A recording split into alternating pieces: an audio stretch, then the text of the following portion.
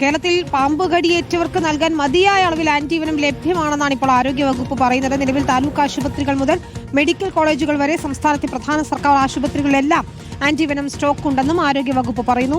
ഓരോ വർഷത്തെയും ആവശ്യകത കണക്കിലെടുത്താണ് മരുന്ന് ശേഖരിക്കുന്നതെന്നും ആരോഗ്യവകുപ്പ് വ്യക്തമാക്കുകയാണ്. സന്തുന സാജു ചേരുന്നു. സന്തുന, പലയിടത്തും ആന്റിവെനം ഇല്ല എന്നുള്ള ആരോപണം ഉയർന്നിരുന്നു. പക്ഷേ ആരോഗ്യവകുപ്പ് അത് തള്ളുകയാണല്ലേ?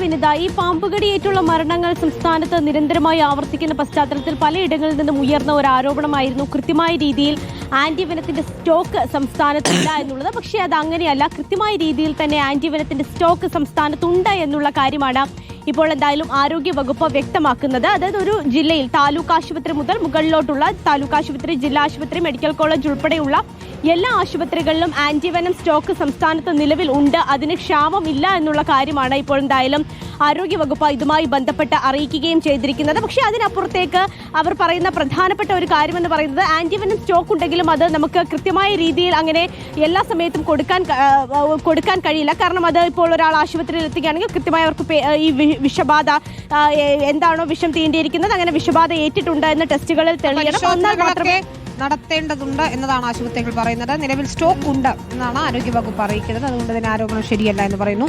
സാന്ത്വനയാണ് വിശദാംശങ്ങൾ നൽകിയത്.